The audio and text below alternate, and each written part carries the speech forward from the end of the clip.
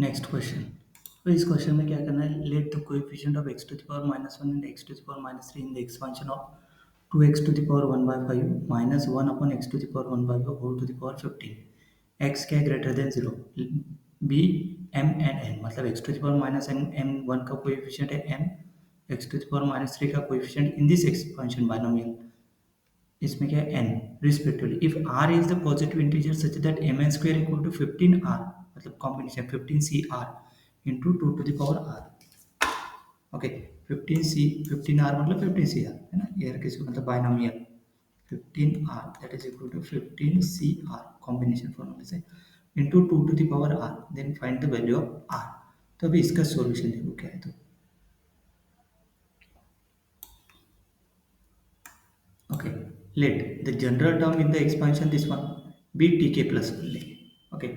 ये देखो अभी tk plus 1 इक्वल टू क्या होता है, n k a to the power n minus k b to the power k,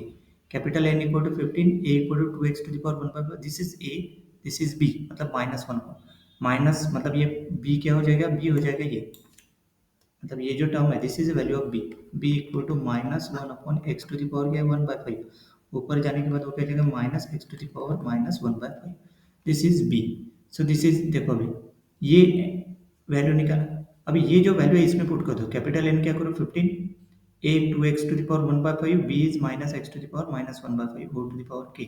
अभी कोएफिशिएंट सेपरेट करो एक्सपोनेंट के हिसाब से, मतलब बेस जो रहेगा, तो एक्सपोनेंट देखो अभी ये जो x यहाँ पे क्या x टू द पावर 1/5, देखो x to the power 1/5 15 minus के, यहाँ से निकलेगा -1 टू द पावर k, ये इसके साथ लेके जाओ 2 के, मतलब ये 15 माइनस के -1, और ये बेस सेम है x, तो यहाँ पे इंडेक्स ऐड हो जाएगा, यहाँ पे 1/5 15 माइनस के, और यहाँ पे क्या हो जाएगा -k/5। सही, ये देखो ऐड है, इसको ऐड करने के बाद बेस सेम है, तो 15 माइनस 2k बाय क्या हो जाएगा 5, ये देखो एक्सपोनेंट आ गया ये। सही, अभी we find the coefficient of x to the power -1,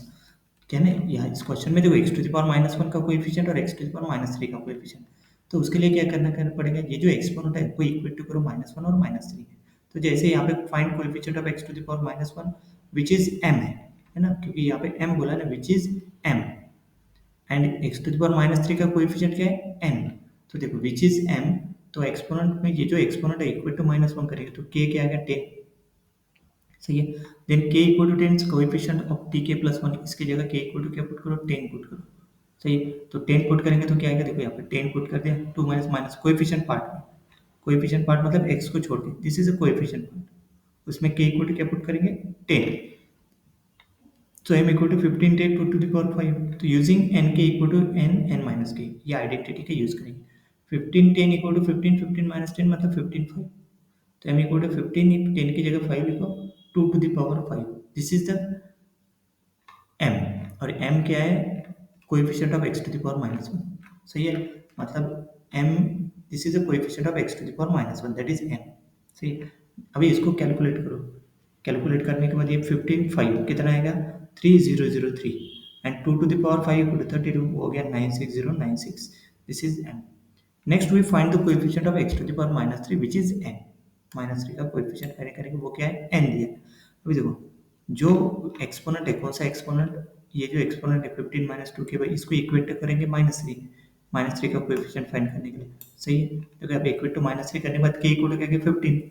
फिर ये k equal to 15 coefficient part of tk plus 1 में पुट करो, tk प्लस 1 का कोएफिशिएंट पार्ट कौन सा, ये x को छोड़ के ये कोएफिशिएंट पार्ट, इसमें k इक्वल टू क्या पुट करेंगे 15, ये जो वैल्यू है k इक्वल टू 15, तो ये आ गया दिस इज n, तो n इक्वल टू आ गया -1। We are given that mn square equal to 15r 2 into 2 to the power r, given दिया है एग्जांपल में, देखो mn square equal to 15r into 2 to the power r given दिया, so देखो substitute the values of m and n, इसमें put करो, तो mn square equal to देखो m और n square, तो ये आ गया 96096 mn square, अभी 15r into 2 to the power equate करेंगे 96096। सही है, इस क्वेश्चन में अपने को r की वैल्यू फाइंड करना है, देखो ये 15r r, तो देखो we know that m equal to this one 96095, अभी इसको इसके साथ कंपेयर करो, तो r इक्वल टू क्या हो गया 5, कितना सिंपल है, r इक्वल टू 5। सही है, अभी वेरीफाई किया आगे, अभी वेरीफाई मतलब आर इक्वल टू 5, ये भी क्लियर हो गया, आर की वैल्यू क्या रहेगी 5। अभी verify r is a valid solution और नॉट, तो आर के लिए ना कि ये इक्वेशन को जो लिया है इसको एफ ऑफ आर लिया, तो इसमें r equal to f of r plus one upon f of r consecutive ratio, तो ये आता देखो ये इसके हिसाब से, तो this is greater than f of r, मतलब ये हो गया f of r is strictly increasing function, तो आर इक्वल टू 5 पुट करने के बाद ये आता 6 equal to this one, so f of r is strictly increasing, तो इस हिसाब से ना R is a unique positive integer solution, तो R greater will be neither larger than और different different from this one, मतलब ये जो वैल्यू लिया है which is different from this one, तो एफ आर स्ट्रिक्टली इंक्रीजिंग है तो आर लेस और इक्वल टू 9, क्योंकि एन की वैल्यू ना वो आर इज लेस और इक्वल टू 9, क्योंकि यहाँ पे किधर था वो, यस यहाँ पे था ना 15 r 2 to the power r, तो इस हिसाब से ना मतलब ये एफ ऑफ आर को लिया है, इसको सिंप्लीफाई करने के बाद ये आ गया, तो यहाँ से क्लियर होता है आर इज लेस और इक्वल टू 9, ये जो सिंप्लीफाई करने के बाद, सो आर इक्वल टू 5 पुट करने के बाद ये, तो आर इक्वल टू 6 है, मतलब which is different from this one है ना, 6 पुट करने के बाद R equal to 6, but strictly increasing देखो ये decreasing, but this is which is significantly larger than this, तो function is decreasing for R greater और equal to 10, so f of r values from r greater or equal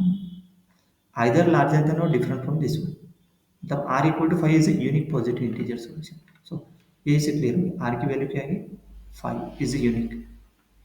मतलब इसका answer क्या है 5। Next